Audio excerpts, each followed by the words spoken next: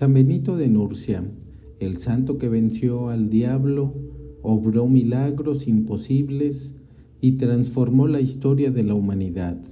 Aquí, la historia jamás contada. Queridos hermanos y hermanas en Cristo, bienvenidos una vez más a Vida de Santos Católicos.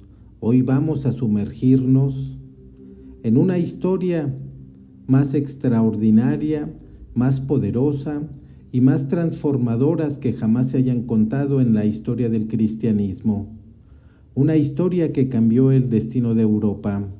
Una historia que preservó el conocimiento de la humanidad cuando todo parecía perdido.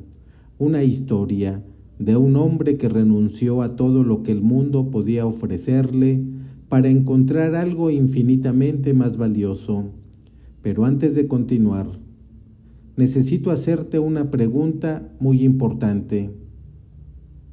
¿Alguna vez has sentido que el mundo a tu alrededor está en caos? ¿Que la sociedad se desmorona? ¿Que los valores se pierden y que la oscuridad parece avanzar sin que nadie pueda detenerla? Si tu respuesta es sí, entonces la historia que estás a punto de escuchar te va a impactar profundamente, porque el santo del que vamos a hablar hoy vivió exactamente en una época así, una época de destrucción, de invasiones bárbaras, de corrupción moral y de desesperanza absoluta. Y sin embargo, desde las cenizas de ese mundo en ruinas, este hombre construyó algo tan poderoso, tan duradero y tan santo que todavía hoy, más de 1500 años después, sigue transformando vidas, protegiendo almas y guiando a millones de personas hacia Dios. Estoy hablando de San Benito de Nursia, el padre del monacato occidental, el patrón de Europa, el santo cuya medalla es temida por los demonios, el hombre que demostró que incluso en los tiempos más oscuros, la luz de Cristo puede brillar con fuerza inextinguible. Prepárate porque lo que vas a escuchar hoy va a fortalecer tu fe, va a inspirar tu corazón y va a mostrarte que la santidad es posible para todos nosotros. Y antes de comenzar, te pido que si este contenido bendice tu vida, no olvides suscribirte al canal, darle like a este video y compartirlo con todas las personas que conoces, porque estas historias de los santos necesitan ser escuchadas más que nunca en nuestro mundo actual. Ahora sí, comencemos este viaje extraordinario, el nacimiento de un elegido en tiempos de oscuridad. Corría el año 480 después de Cristo. El Imperio Romano, aquella civilización gloriosa que había dominado el mundo conocido durante siglos, se desmoronaba como un castillo de arena ante la marea implacable del tiempo. Las legiones que una vez marcharon victoriosas desde Britania hasta Mesopotamia, ahora eran sombras de su antiguo poder. Los bárbaros cruzaban las fronteras sin resistencia. Las ciudades que habían sido centros de cultura y esplendor se convertían en ruinas humeantes. La ley y el orden habían dado paso al caos y la violencia. Era un mundo donde la esperanza parecía haberse extinguido para siempre. Y fue precisamente en medio de esta oscuridad absoluta donde Dios decidió encender una luz. En la región montañosa de Umbría, en el corazón de Italia, un pequeño pueblo llamado Nursia, nació un niño que estaba destinado a cambiar la historia. Sus padres pertenecían a la nobleza romana. Eran personas de fe, de valores, de tradición. En un mundo que se hundía en la barbarie, ellos se aferraban a lo que quedaba de civilización y cristianismo. El niño fue bautizado con el nombre de Benito, que en latín significa bendecido, y verdaderamente este nombre resultaría ser profético, porque Benito no era un niño común. Desde sus primeros años, quienes lo conocían podían percibir algo diferente en él. Había una madurez en su mirada, una profundidad en su espíritu, una seriedad santa que no correspondía a su corta edad. Mientras otros niños de su condición social soñaban con las glorias del pasado romano, con carreras militares o políticas, con riquezas y placeres, el pequeño Benito parecía buscar algo más, algo que el mundo visible no podía ofrecer, algo que solo el cielo podía dar. Sus padres, reconociendo su inteligencia y sus capacidades, decidieron darle la mejor educación posible. Lo enviaron a Roma, la ciudad eterna, para que completara sus estudios en las escuelas más prestigiosas de la época. Imagina por un momento lo que esto significaba. Roma, a pesar de su decadencia, seguía siendo el centro del mundo conocido. Sus bibliotecas contenían el conocimiento acumulado de siglos, sus maestros enseñaban retórica, filosofía, derecho y todas las artes del saber humano. Para cualquier joven ambicioso, Roma era la puerta hacia el éxito, el poder y la fama. Pero Benito no era cualquier joven, y lo que encontró en Roma lo cambiaría para siempre. El joven Benito llegó a Roma con el corazón lleno de expectativas. Esperaba encontrar sabiduría, esperaba encontrar conocimiento, esperaba encontrar respuestas a las preguntas profundas que ardían en su alma. Lo que encontró fue algo completamente diferente. La Roma de finales del siglo V era una ciudad en decadencia moral absoluta. Sí, todavía existían las grandes bibliotecas y las escuelas prestigiosas, pero detrás de esa fachada de civilización se escondía una realidad espantosa. Los estudiantes, en lugar de dedicarse al estudio y la virtud, se entregaban a todo tipo de vicios. La embriaguez era común, la lujuria campaba sin freno, las disputas violentas eran el pan de cada día. Los maestros, que deberían haber sido guías hacia la verdad, muchas veces eran tan corruptos como sus alumnos. La fe cristiana, aunque oficial, era practicada de manera superficial por la mayoría. Benito observaba todo esto con creciente horror. Su alma pura, que anhelaba a Dios sobre todas las cosas, se sentía contaminada por el ambiente que lo rodeaba. Y entonces, en medio de esa oscuridad, tuvo una revelación que cambiaría el curso de su vida. Se dio cuenta de algo que muchos nunca comprenden. La sabiduría del mundo no vale absolutamente nada si no está acompañada de la búsqueda sincera de Dios. Puedes tener todos los conocimientos del universo, puedes dominar todas las ciencias y las artes, puedes conocer todos los secretos de la filosofía, pero si tu alma está vacía de Dios, todo ese conocimiento es paja que el viento se llevará. Esta comprensión golpeó a Benito con la fuerza de un rayo y tomó una decisión que asombraría a todos los que conocían. Abandonó Roma. Dejó atrás las escuelas prestigiosas, renunció a las oportunidades de carrera y fortuna, dio la espalda a todo lo que el mundo consideraba valioso y se marchó en busca de algo que el mundo no podía comprender ni ofrecer. Algunos pensaron que había enloquecido, otros creyeron que era un acto de cobardía, pero en realidad Benito estaba haciendo algo que requería más valor del que la mayoría de las personas tendrán jamás. Estaba eligiendo a Dios sobre todo lo demás. Su primer destino fue el pequeño pueblo de Enfide, ubicado en las montañas al este de Roma.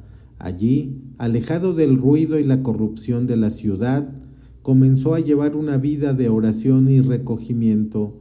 Pero incluso esto no era suficiente para el fuego que ardía en su corazón. Benito anhelaba la soledad absoluta, anhelaba encontrarse cara a cara con Dios, sin ninguna distracción, sin ningún obstáculo. Y fue entonces cuando descubrió la cueva de Subiaco. Subiaco era un lugar salvaje, remoto, prácticamente inaccesible.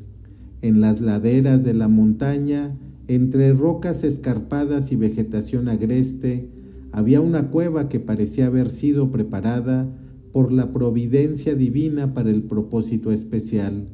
Benito encontró esta cueva y supo inmediatamente que había llegado a su destino. Durante 3 años enteros, el joven vivió allí como un ermitaño. 3 años. Piensa en lo que esto significa: sin contacto humano, sin comodidades, sin las distracciones que llenan nuestras vidas modernas. Solo Benito, la cueva, la naturaleza salvaje y Dios. Un monje llamado Romano, que vivía en un monasterio cercano, fue el único que conocía el escondite de Benito. Cada día, Romano bajaba una pequeña cesta con pan hasta la cueva usando una cuerda larga, porque el acceso era tan difícil que no había otra manera de proveer alimento al ermitaño. Benito pasaba sus días en oración intensa, meditaba las escrituras, ayunaba con frecuencia, mortificaba su cuerpo para fortalecer su espíritu. Pero no creas que estos años fueron fáciles o pacíficos. Oh, no, fue precisamente en la soledad de Subiaco donde Benito enfrentó las batallas más terribles de su vida. El enemigo de las almas, viendo que este joven estaba destinado a hacer grandes cosas para el reino de Dios, lanzó contra él todos sus ataques más feroces. Las tentaciones llegaban como olas furiosas contra una roca, tentaciones de regresar al mundo, tentaciones de abandonar su vocación, tentaciones de buscar placeres carnales. Una de las batallas más famosas ocurrió cuando Benito fue asaltado por una tentación de lujuria tan violenta que parecía imposible de resistir. La imagen de una mujer que había conocido en Roma volvió a su mente con tal fuerza que sintió que estaba a punto de sucumbir. ¿Qué hizo Benito en ese momento de crisis? Lo que hizo demuestra la intensidad de su amor por Dios y su determinación de permanecer puro. Se arrojó a un matorral de espinas y ortigas, rodó entre las zarzas hasta que todo su cuerpo quedó cubierto de heridas y sangre. El dolor físico extinguió el fuego de la tentación, y desde ese día, según cuenta la tradición, Benito nunca más fue atormentado por tentaciones de esa naturaleza. ¿Extremo? Quizá para nuestros ojos modernos, pero Benito comprendía algo que nosotros muchas veces olvidamos. La batalla por la santidad es una guerra real, y en la guerra, a veces, hay que hacer sacrificios extremos para obtener la victoria. Durante esos 3 años de soledad, Benito fue transformado. Entró en la cueva de Subiaco como un joven que buscaba a Dios, salió como un hombre de Dios, templado por el fuego de la purificación, fortalecido por la gracia divina, preparado para la misión extraordinaria que le esperaba. La santidad no puede ocultarse. Es como una ciudad asentada sobre un monte, como una lámpara que ilumina toda la casa. Poco a poco, la fama de Benito comenzó a extenderse. Los pastores de la región fueron los primeros en descubrirlo. Al principio pensaron que era algún animal salvaje escondido entre las rocas, pero cuando se acercaron y encontraron a un hombre vestido con pieles, dedicado a la oración, quedaron asombrados. Comenzaron a visitarlo, le hacían preguntas, le pedían consejos, y Benito, a pesar de su deseo de soledad, no podía negarse a ayudar a las almas que buscaban la verdad. Sus palabras tenían un poder que no venían de él mismo. Cuando hablaba, los corazones se conmovían, los pecadores se arrepentían, los confundidos encontraban claridad, los desesperados recuperaban la esperanza. La noticia se extendió como fuego en un campo seco. Hay un santo en Subiaco, decía la gente, un hombre de Dios que puede guiar las almas hacia el cielo. Y comenzaron a llegar discípulos, hombres de todas las edades y condiciones sociales, nobles que habían renunciado a sus fortunas, campesinos que buscaban algo más que la mera supervivencia, jóvenes ardientes con sed de lo absoluto. Todos venían a los pies de Benito, pidiendo que les enseñara el camino a la santidad. Benito, que había buscado la soledad, se encontró convertido en padre espiritual de una creciente comunidad y aceptó esta nueva responsabilidad como la voluntad de Dios. Fue en ese periodo cuando ocurrió un evento que revelaría tanto la santidad de Benito como la maldad que puede habitar en el corazón humano. Un grupo de monjes de un monasterio cercano, habiendo oído hablar de la fama de Benito, le pidió que se convirtiera en su abad. Su propio superior había muerto y necesitaban un líder. Benito inicialmente dudó, conocía la reputación de estos monjes, sabía que se habían relajado en su disciplina, temían que su estilo de vida riguroso no fuera bien recibido, pero finalmente aceptó, esperando poder reformarlos y guiarlos hacia una vida monástica más auténtica. Lo que siguió fue una lección brutal sobre la naturaleza humana. Estos monjes no querían reforma, no querían disciplina, querían un líder que les permitiera continuar con su vida cómoda y tibia. Cuando Benito comenzó a implementar cambios, cuando les exigió que vivieran según las demandas del Evangelio, se llenaron de odio. Y ese odio los llevó a planear algo espantoso. Decidieron asesinar a su abad. Mezclaron veneno mortal en el vino que debía beber Benito durante la comida. Pero escucha lo que sucedió a continuación, porque es uno de los primeros milagros documentados en la vida del santo.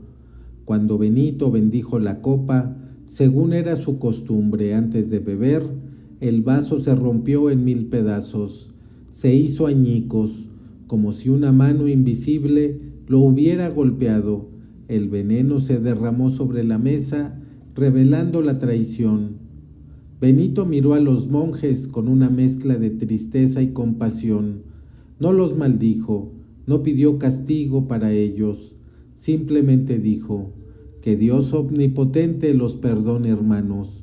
¿No les dije que mis costumbres y las de ustedes no podían concordar? Y se marchó.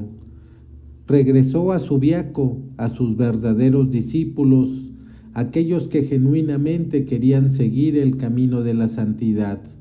Este episodio nos enseña algo fundamental.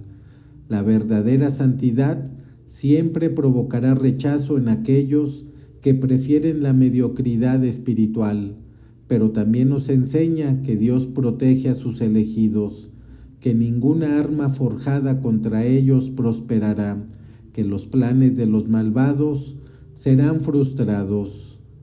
Tras su regreso a Subiaco, Benito se dedicó con renovado vigor a formar discípulos, y lo que logró fue extraordinario. Fundó 12 pequeños monasterios, cada uno con 12 monjes, siguiendo el modelo de los 12 apóstoles. Era una organización brillante, cada monasterio era una comunidad autónoma, pero todos estaban unidos bajo la guía espiritual de Benito. Los monjes aprendían a vivir según un ritmo de oración, trabajo y estudio. Aprendían a renunciar al egoísmo y a vivir en caridad fraterna. Aprendían a buscar a Dios en todas las cosas.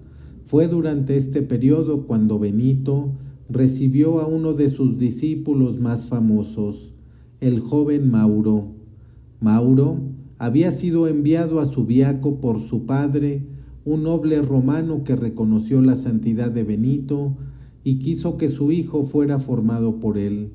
Y fue como Mauro, como protagonista, que ocurrió uno de los milagros más impactantes de la vida de San Benito. Un día, otro joven monje llamado Plácido cayó en el lago mientras sacaba agua. La corriente lo arrastraba hacia lo profundo, iba a ahogarse. Benito, que estaba en su celda, tuvo una visión sobrenatural de lo que estaba sucediendo. Inmediatamente llamó a Mauro y le dijo: «Corre, Plácido se ahoga». Mauro obedeció sin dudar. Corrió hacia el lago con tal urgencia que ni siquiera se dio cuenta de lo que estaba haciendo. Entró al agua y siguió corriendo. Sobre el agua, como Pedro cuando caminó hacia Jesús en el mar de Galilea, Mauro caminó sobre la superficie del lago, alcanzó a Plácido, lo agarró del cabello y lo arrastró de vuelta a la orilla. Solo cuando estaba en tierra firme se dio cuenta de lo que había ocurrido. Asombrado, corrió hacia Benito y le contó lo que había pasado. Benito, con su característica humildad, atribuyó el milagro a la obediencia de Mauro. Mauro, por su parte, insistía en que era la santidad de Benito la que había hecho posible el prodigio, y ambos tenían razón, porque en el reino de Dios la obediencia y la santidad trabajan juntas para producir maravillas. Pero no todo era paz en Subiaco. La envidia es un veneno que puede infectar incluso los lugares más santos. Un sacerdote local llamado Florencio, al ver la creciente influencia de Benito, se llenó de celos. Intentó difamar al santo, habló mal de él por todas partes, trató de destruir su reputación, pero cuando las calumnias no funcionaron, recurrió a métodos más directos. Envió a Benito un pan envenenado. El santo, sin embargo, tenía un cuervo que venía cada día a comer de su mano. Cuando el pan envenenado llegó, Benito le dijo al cuervo: «En el nombre de Jesucristo, toma este pan y llévalo donde no pueda ser encontrado por nadie». El cuervo obedeció, tomó el pan y lo llevó lejos. Frustrado en su intento de asesinato, Florencio probó otra táctica. Envió 7 mujeres jóvenes para que bailaran provocativamente en el jardín del monasterio, esperando tentar a los monjes jóvenes. Cuando Benito vio esto, comprendió que el odio de Florencio no tenía límites y tomó una decisión que sorprendió a muchos. Dejó Subiaco, no por miedo, no por cobardía, sino para proteger a sus monjes de la persecución constante, y también porque Dios tenía planes más grandes para él, planes que se cumplirían en un lugar llamado Monte Cassino. Monte Cassino era una montaña imponente ubicada entre Roma y Nápoles. En su cima había un antiguo templo pagano dedicado a Apolo.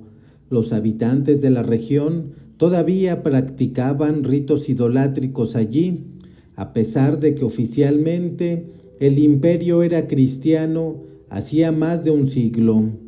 Era un bastión de las tinieblas en medio de una tierra supuestamente cristiana, y fue precisamente allí donde Benito decidió establecer su monasterio definitivo.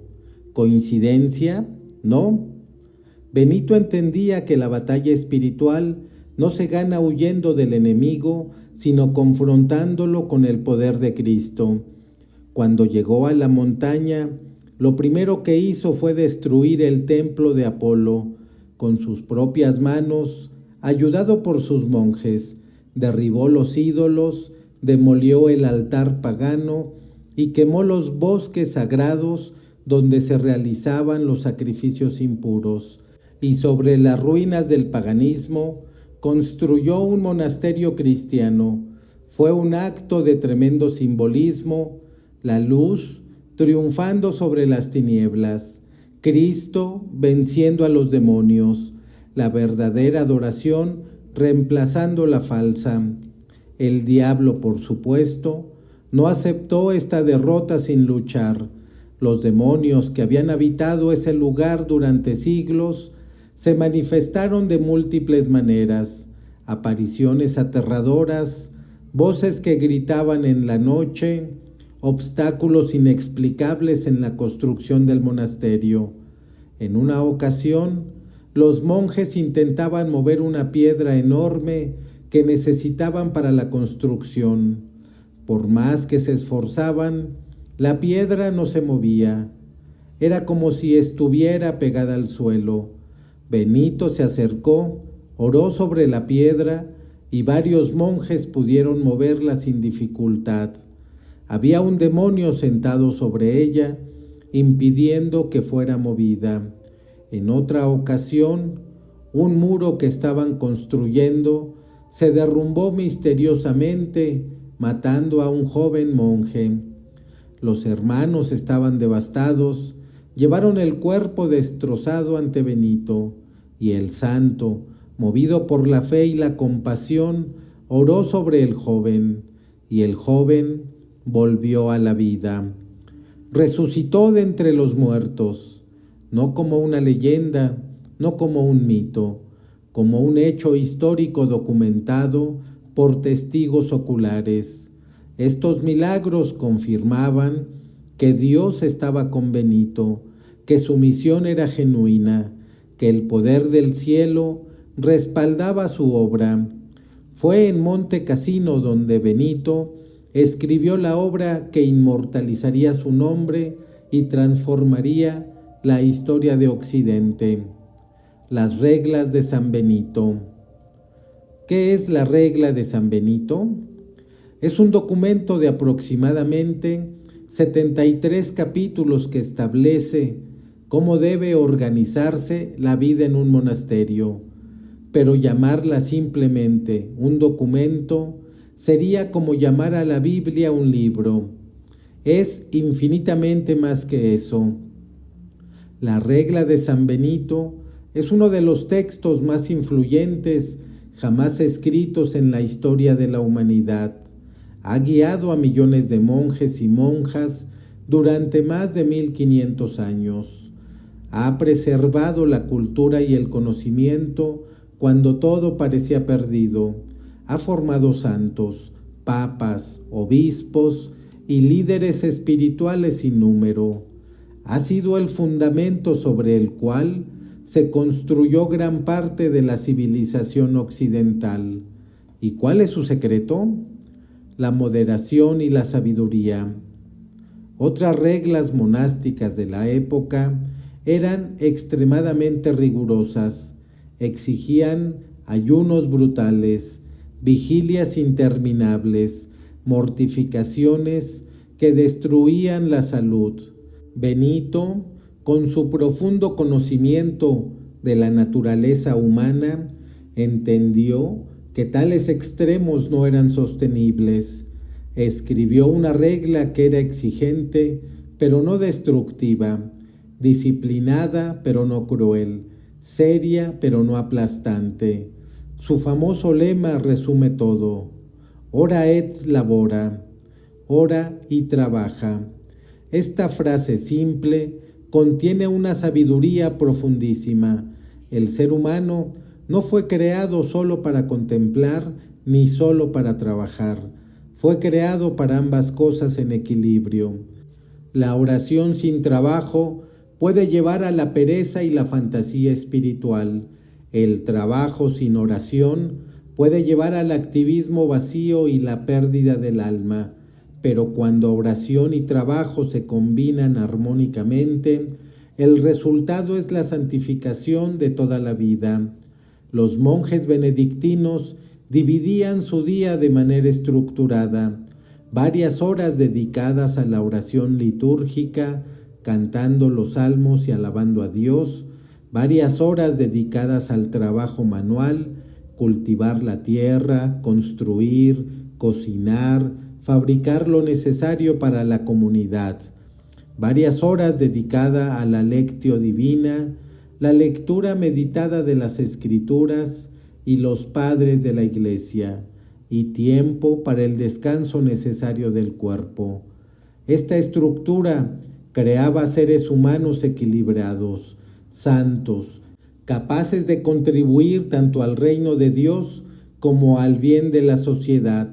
La regla también establecía principios fundamentales para la vida comunitaria: la obediencia como camino hacia la libertad verdadera. Benito entendía que el orgullo y la rebeldía son los mayores obstáculos para la santidad. Al obedecer al abad, los monjes aprendían a obedecer a Dios. La humildad como fundamento de toda virtud. 12 grados de humildad describe la regla, desde el temor de Dios hasta la humildad perfecta que se refleja incluso en la postura corporal. La estabilidad como compromiso de permanecer en la comunidad. Los monjes no podían ir vagando de monasterio en monasterio buscando comodidad. Debían echar raíces y perseverar. La hospitalidad como expresión de caridad.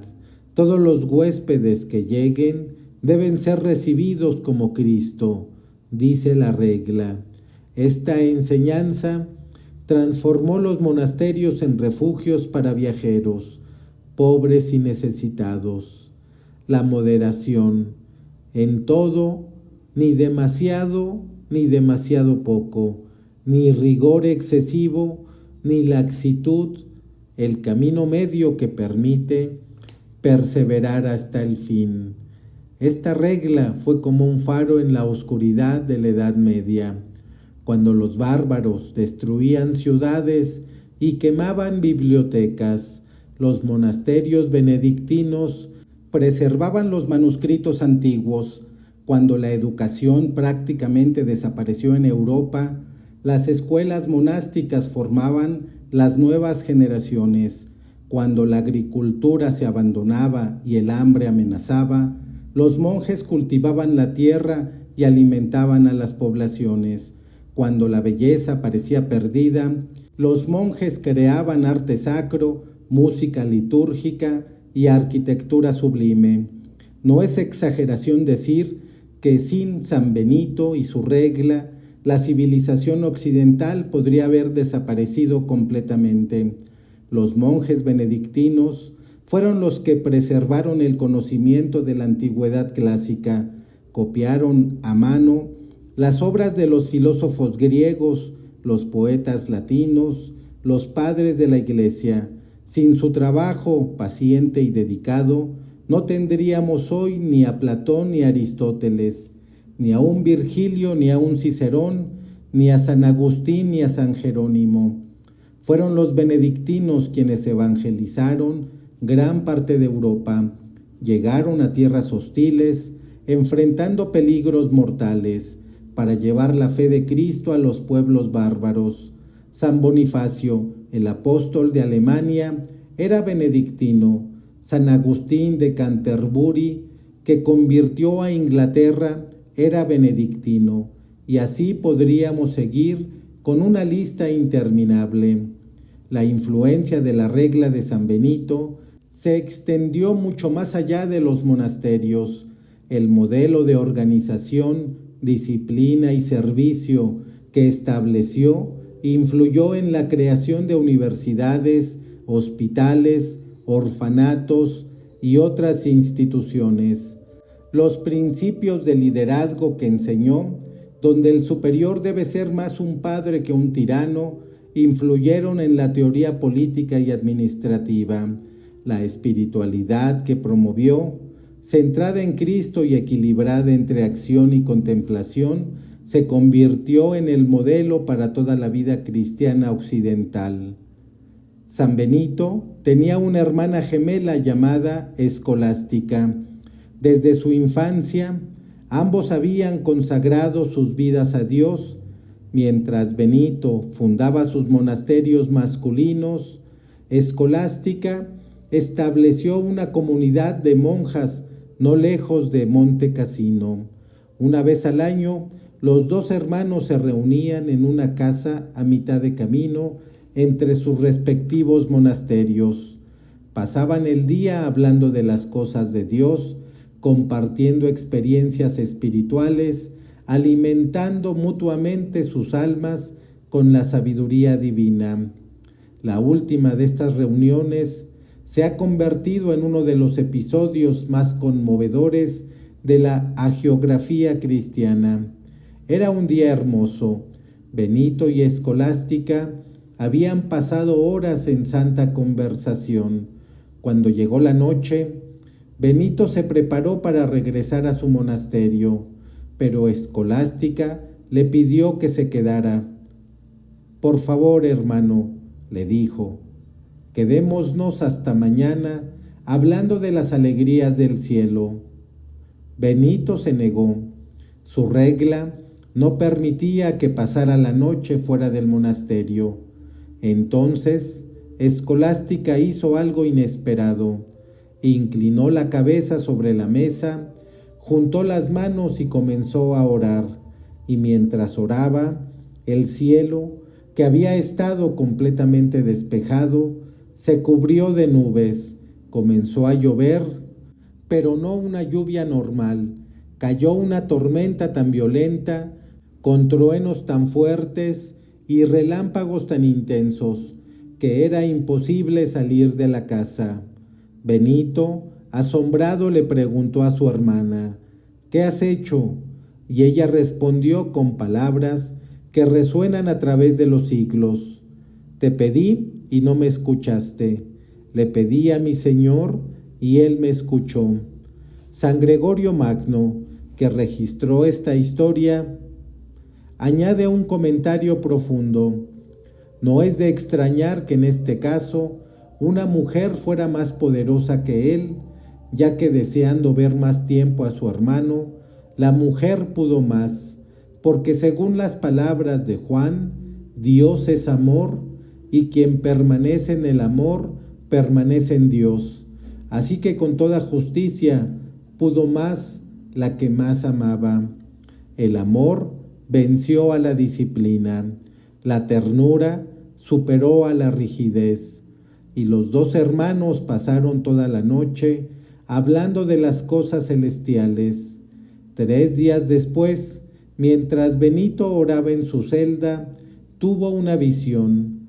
Vio el alma de su hermana ascender al cielo en forma de una paloma blanca. Escolástica había muerto, pero su muerte no era tristeza, era triunfo, era la entrada en la gloria eterna que ambos habían buscado durante toda su vida.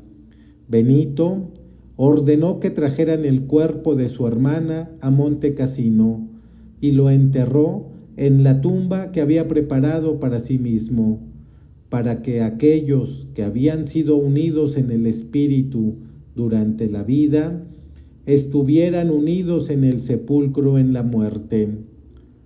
Después de la muerte de Escolástica, Benito sabía que su propia hora se acercaba.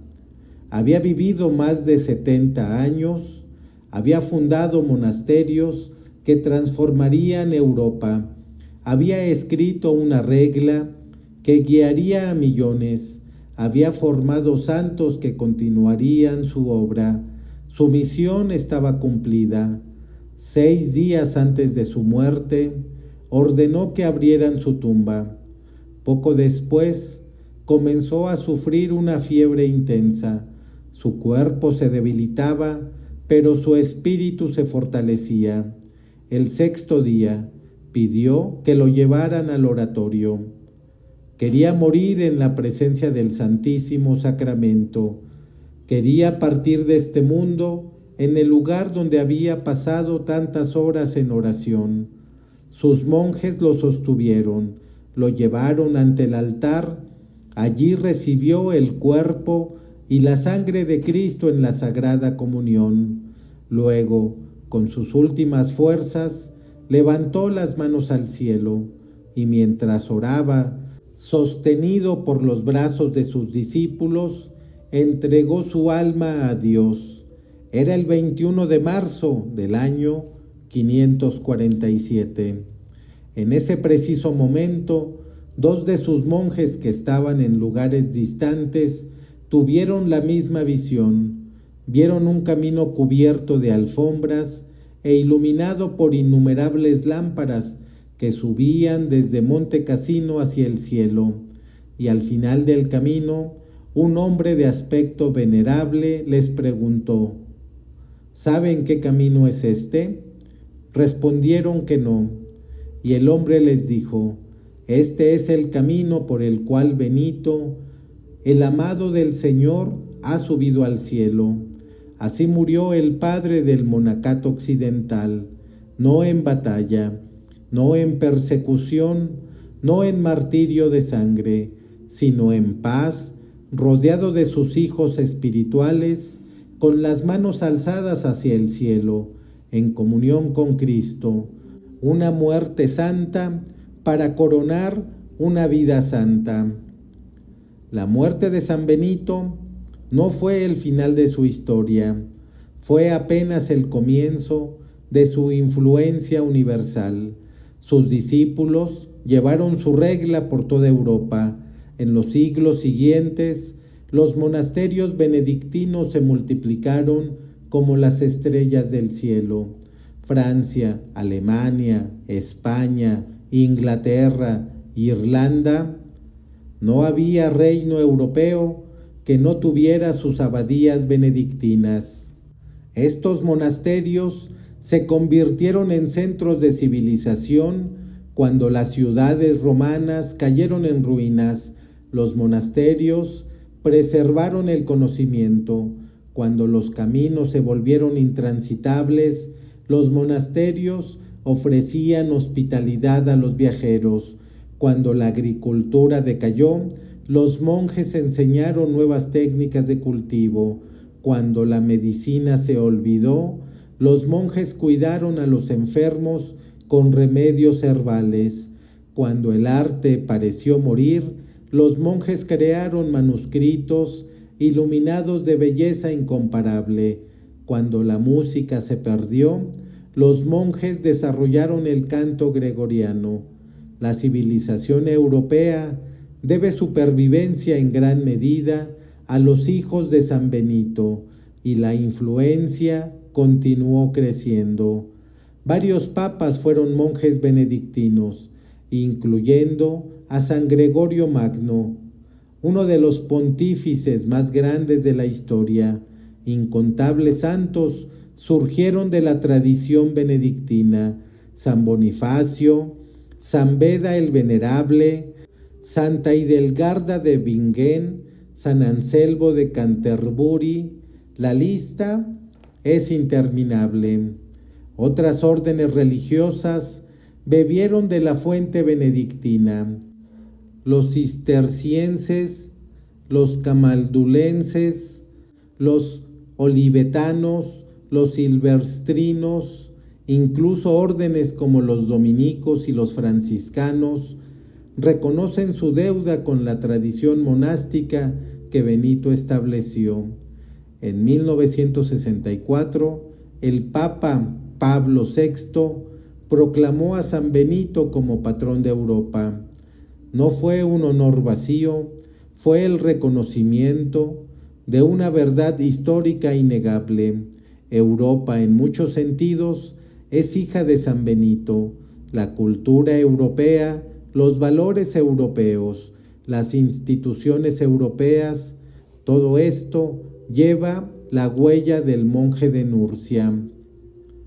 Entre todos los objetos de la devoción católica, pocos son tan poderosas y tan temidos por la fuerza del mal como la medalla de San Benito. Esta medalla no es un amuleto, no es magia, no es superstición. Es un sacramental de la Iglesia, un objeto bendecido que, usado con fe, canaliza las gracias de Dios para protección espiritual. En el anverso de la medalla está la imagen de San Benito sosteniendo la cruz en una mano y la regla en la otra. En el anverso está la cruz de San Benito, rodeada de letras que representan oraciones de exorcismo. Las letras en la cruz vertical dicen CSSML, Crux Sacra Sit Mihi Lux, la Santa Cruz sea mi luz.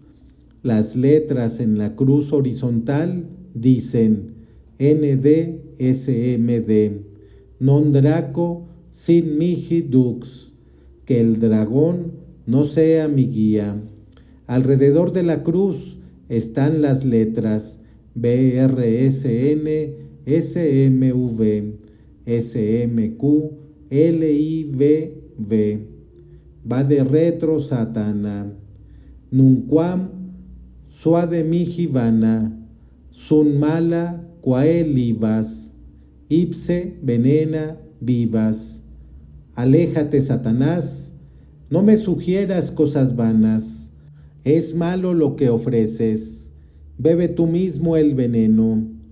Esta oración es una de las más poderosas contra las influencias demoníacas. Exorcistas de todo el mundo recomiendan el uso de la medalla de San Benito. Innumerables testimonios hablan de su eficacia. Personas liberadas de opresiones espirituales, casas purificadas de presencias malignas, tentaciones vencidas, protección en momentos de peligro. La medalla de San Benito es un recordatorio constante de que no luchamos solos, que el poder de Cristo, invocado a través de la intercesión de sus santos, es infinitamente más fuerte que todas las fuerzas del infierno. El mensaje para nosotros hoy. Queridos hermanos y hermanas, hemos recorrido juntos la vida extraordinaria de San Benito de Nurcia, pero esta historia no es solo un relato del pasado, es un mensaje urgente para nuestro presente. Vivimos en tiempos que, en muchos aspectos, se parecen a los tiempos de Benito. La civilización parece desmoronarse, los valores cristianos son atacados constantemente, el caos moral se extiende por todas partes. Muchos se sienten desesperanzados, confundidos, perdidos. ¿Qué nos enseña San Benito en medio de esta situación? Primero, que la santidad es posible en cualquier época. Benito no esperó a que el mundo mejorara para buscar a Dios, buscó a Dios precisamente en medio del caos, y al hacerlo, no solo salvó su propia alma, sino que se convirtió en instrumento de salvación para innumerables otros. Segundo, que debemos huir de la corrupción del mundo. Benito dejó Roma porque comprendió que el ambiente corrupto estaba envenenando su alma. Nosotros también debemos tener el valor de alejarnos de aquellos que nos dañan espiritualmente. Tercero, que la oración y el trabajo deben ir juntos. Ora et labora no es solo un lema monástico, es un principio de vida para todos los cristianos. Necesitamos momentos de oración silenciosa, de encuentro íntimo con Dios, pero también necesitamos trabajar diligentemente, ofreciendo nuestro trabajo como adoración. Cuarta, que la disciplina es necesaria para la santidad. En un mundo que promueve el haz lo que quieras, San Benito nos recuerda que la verdadera libertad viene a través de la disciplina. La regla no era una prisión para los monjes, era el camino hacia la libertad de los hijos de Dios. Quinta, que la comunidad es esencial. Benito no buscó la santidad solo, formó comunidades donde los hermanos se apoyaban mutuamente. Nosotros también necesitamos comunidad, necesitamos la iglesia, necesitamos hermanos y hermanas en la fe. Sexta, ¿qué debemos reconstruir sobre las ruinas? Cuando Benito llegó a Monte Cassino, No lloró por el templo pagano que había allí, lo destruyó y construyó algo nuevo y santo. Nosotros también estamos llamados a reconstruir, a edificar familia, comunidad, iglesia, sociedad, sobre los fundamentos de Cristo. Hermanos y hermanas, San Benito nos llama hoy, nos llama a dejar atrás la mediocridad espiritual, nos llama a vivir vidas de oración, trabajo y caridad, nos llama a hacer luces en medio de la oscuridad. Su intercesión es poderosa, su ejemplo es inspirador, su legado es eterno. Encomendémonos a Él, pidámosle que nos guíe en el camino de la santidad, que nos proteja de todo mal espiritual, que nos ayude a perseverar hasta el fin. San Benito de Nurcia, Padre de los monjes, patrono de Europa, terror de los demonios, ruega por nosotros. Si este video ha tocado tu corazón, si la vida de San Benito te ha inspirado, te pido que hagas 3 cosas. Primero, dale like a este video para que más personas puedan encontrarlo. Segundo, suscríbete al canal Vida de Santos Católicos si aún no lo has hecho. Tercero, comparte este video con familiares y amigos que necesitan escuchar este mensaje. Juntos podemos difundir la vida de los santos y fortalecer la fe de miles de personas. Que Dios te bendiga abundantemente y que San Benito interceda siempre por ti y por los tuyos. Hasta el próximo video, queridos hermanos. Que viva Cristo Rey.